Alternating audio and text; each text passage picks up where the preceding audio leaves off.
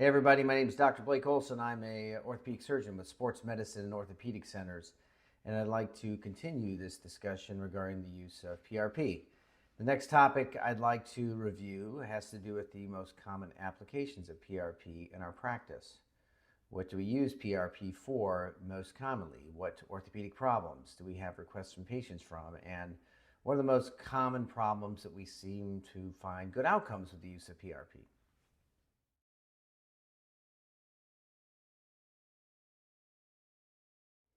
So first off is arthritis. This probably gets the number one slot. I get more requests for use of PRP with arthritis than just about any other problem.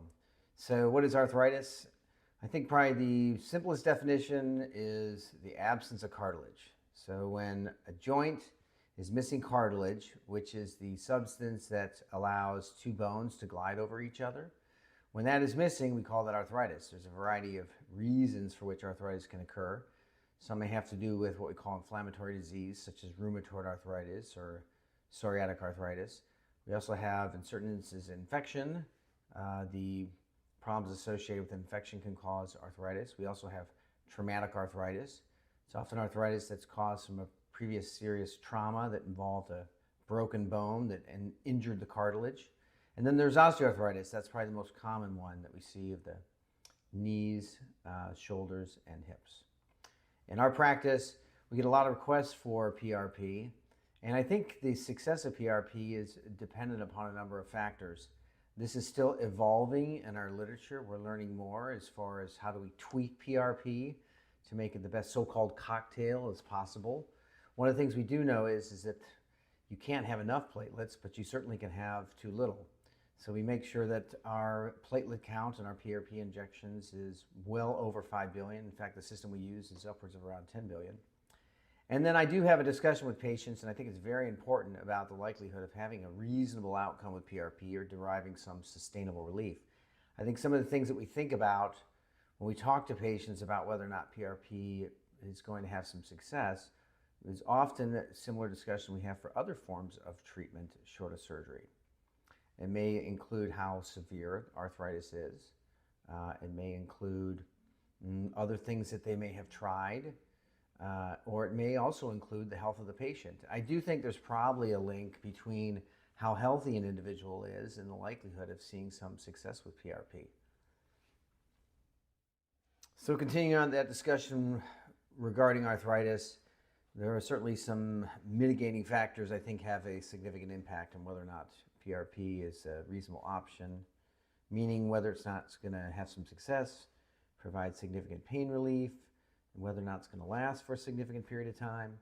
The two things that I consider often are the health of the patient, number one, and also the severity of the arthritic condition. So let's take the knee, for example. If someone comes in with an arthritic knee, let's say has some deformity, they're severely bow-legged, or they're knock-kneed, or let's say they have a history of severe trauma and the joint is bone on bone. There may be instances where the use of PRP is not appropriate, and the more appropriate treatment would be a referral to a joint replacement specialist. And I think that's one of the important things for our practice as orthopedic surgeons is that we have a knowledge of when it's appropriate to consider physical therapy, when it's appropriate to have a discussion regarding PRP, and also when it's appropriate to pick up the phone and make a referral to a joint replacement specialist to have the joint replaced.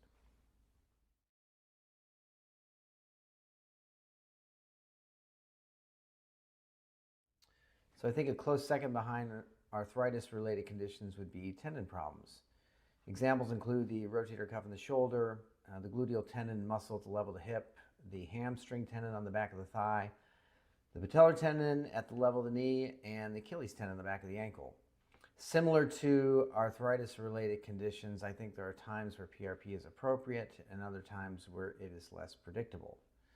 In our practice, when we evaluate a patient, we like to take the time to explain to them when traditional management is more appropriate, like physical therapy, and in which instances surgery is most appropriate. So, for example, if a patient comes in following a fall and has a massive rotator cuff tear, then the use of physical therapy or PRP is most likely not appropriate. In that instance, the patient is most likely best served by an operation to fix the rotator cuff.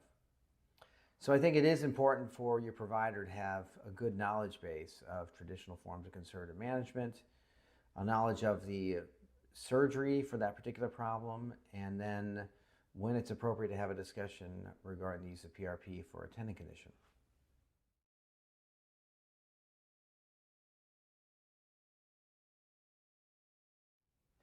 So next up is tennis elbow, otherwise known as lateral epicondylitis, and that is located right here. It's on the outside of the elbow.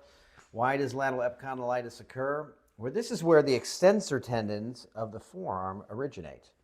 And we see this often as a problem associated with overuse in people that play racket sports.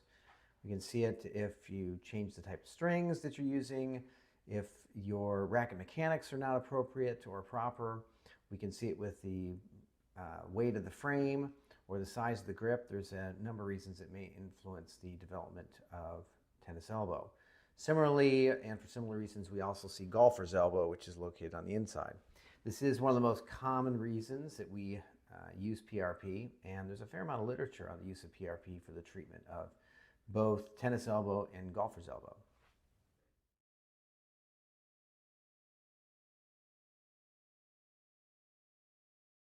So next up is plantar fasciitis. Plantar fasciitis is associated with pain on the bottom of the heel.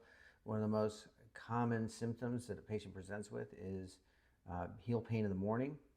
I'll say a few things about plantar fasciitis. The first thing is that the majority of cases are managed effectively with a routine program of stretching. So once again, I'll say that it's important for the provider to have a working knowledge of both the conservative as well as the surgical options that are available. And for this particular diagnosis, the majority of cases can be managed effectively with an ongoing program of stretching. So this is something we go over with our patients routinely when we're talking about plantar fasciitis. However, within that mix, there are certainly cases that do not respond to a program of stretching.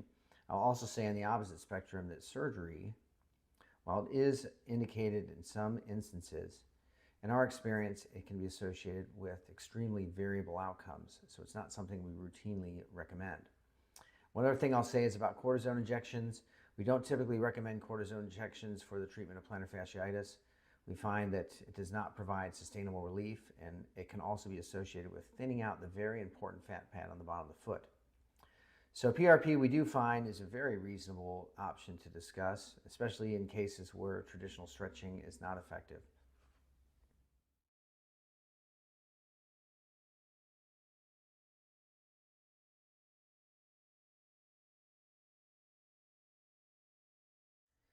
So I'd like to thank everyone for taking the time to continue this discussion regarding the use of PRP in our practice. As I said before, there are a number of orthopedic-related problems that PRP may be appropriate. That includes the treatment of arthritis, tendon-related problems, plantar fasciitis, tennis elbow, golfer's elbow.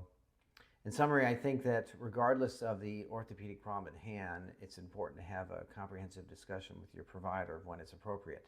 That includes the provider taking a history, performing a physical examination, obtaining the proper image studies, and based upon that information, being able to have a reasonable discussion when traditional conservative management is appropriate, when surgery is a consideration, or when it's appropriate to have a discussion regarding the use of PRP. If you have any further questions about this topic, please feel free to contact us on our website at smocsc.com. Thanks again. Have a great day.